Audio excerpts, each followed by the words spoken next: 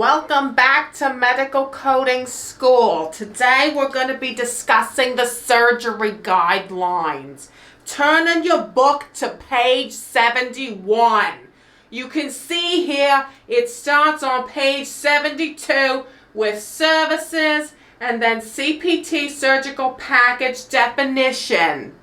Then it's follow-up care for diagnostic procedures. Okay? We're talking about procedures in CPT. All right, here we go. Next.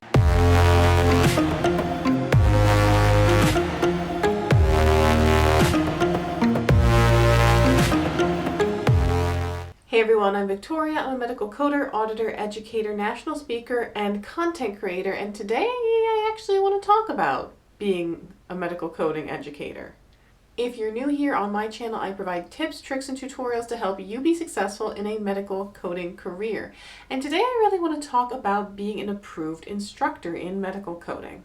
First, I want to preface this by saying that medical coding, the concept of teaching medical coding, isn't really owned by anyone. I mean, primarily we think about AAPC, AHIMA, the AMA, but medical coding's just like any other concept that you want to teach. If you want to teach woodworking, you want to teach computers, you want to teach cooking, you want to teach spreadsheets, you can teach those. You don't have to have any special licensure in order to hold classes or teach courses on that. But the problem with teaching medical coding is that it is very, very expansive. We're talking about a lot of procedures, a lot of code sets, a lot of different concepts, questions. So creating your own curriculum from scratch, start to finish, to teach medical coding, put together all the PowerPoints and tests and quizzes and videos and tutorials is very, very time consuming.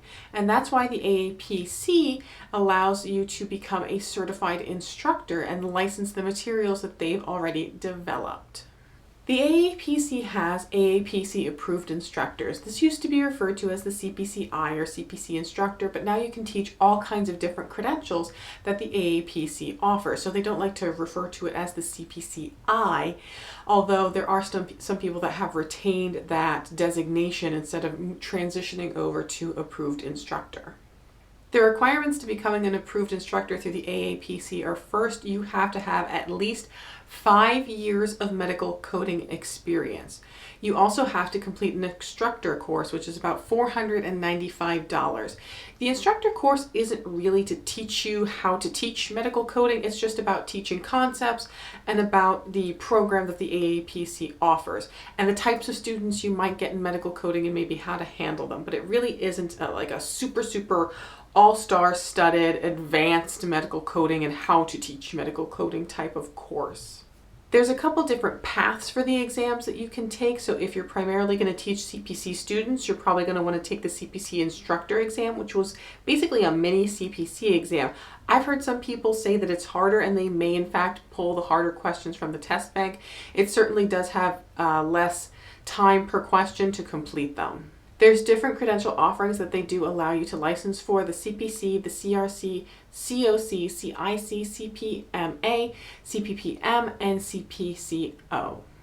And again, that doesn't mean that you can't teach risk adjustment coding or outpatient coding or practice management without having that licensure. It just means that when you become an approved instructor, you have the opportunity to purchase a license for all of the materials that they've already developed in order to teach classes for that credential. As part of becoming a certified instructor, you also have to complete a 15 to 20 minute presentation for a handful of people and submit their graded summaries or reviews of your presentation. If you meet all the requirements of passing through the course, doing the peer review, and then passing your exam and go through all of that criteria, you will receive the designation of an AAPC approved instructor.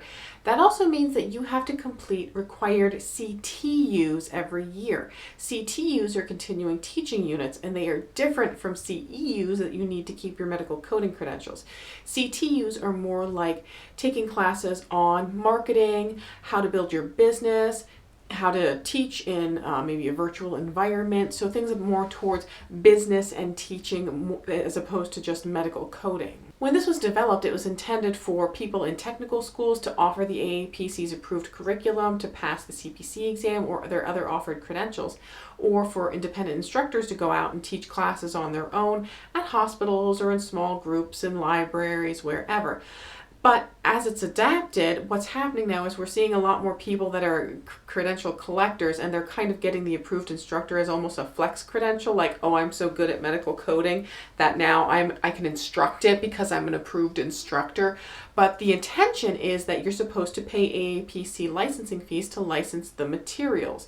And the materials actually cost several $1,000s every single year to pay for those licensed materials. Some people will say that's outrageous. I'm not going to pay thousands of dollars of licensing fees every year. And there are approved instructors then that don't purchase the licensing fees and teach classes. When you think about it though, say I would say my going rate for developing curriculum is $30 an hour. I would imagine that in order to develop an entire medical coding curriculum on my own, it would probably take me 40 hours a week for at least 2 months, which means it would cost me in my time over $10,000. And I assure you, one credential does not cost you $10,000 in licensing fees a year. And not only do you get the PowerPoints, the quiz banks, practice exams, you also get discounted books for your students. You can offer them discounted student membership fees. You can offer them discounts for HealthCon. So there's a lot of additional benefits to being an AAPC approved instructor. And you also get 25 applications for CEUs every year. So if you're going to hold an all-day coding education session, you can apply for 8 CEUs for that 8 hours of education. If you haven't paid the licensing fees, then you don't get the CEU applications either. If you're someone who's interested in teaching medical coding classes and want to pursue becoming a certified instructor, I would really highly recommend that you have at least $5,000 set aside to start up that venture. I personally bootstrapped mine, so I set my personal money aside until I could pay for the course, pay for the licensing fees. You also have to consider all those additional business expenses that come with teaching classes. Like any business these days, you're going to have to pay to develop a website. You're also going to need, if you're teaching in person, room rentals to teach your students. You're going to need to be purchasing books for them. If you're teaching online, you're going to need to set up possibly a learning management system or pay for a Zoom account. You're also going to have to think about software you might use if you have to buy Microsoft PowerPoint, if you have to buy Outlook for your personal use, accounting software, even just making images and graphics. I pay for different services to make graphics for myself and my business. Even things like advertising or just basic office supplies, Post-it notes and tabs and pens and pencils, those all cost money. So again, I would really highly recommend you have at least $5,000 set aside if that's the type of venture you want to go to and start teaching medical coding classes. And there's a lot of competition out there, and it does sometimes get infuriating. There's someone that keeps commenting on my YouTube channel trying to refer all of the people that are my subscribers out to a bogus medical coding institute. But I can tell you, becoming an AAPC approved instructor was probably the most rewarding thing that I've done in my career. I absolutely love when I hear people say, oh, Victoria, you helped me get that light bulb moment that now I understand E&M, or that my course was better than another one that they took, or it just explained it better, or I just connected to them better. That is really, really the most rewarding, absolutely rewarding part of it. I hope you found this video informative, and if you're new in your medical coding career, just think about this as something you may want to eventually work up to. If you like this video, I really would encourage you to subscribe and hit that notification bell so you get alerts when I post new episodes. By the way, if you're interested, you can also join our membership and pay a small fee every month to help support me and the channel. You also will unlock some exclusive content. Depending on your tier, you could choose a tier from anywhere from $1.99 a month to $9.99 a month, and you'll receive things like custom emojis. And I've actually started offering some CEU courses to my paid members. If you remember, I had that great E&M series that was a 4-part series, and it turned out being over an hour long.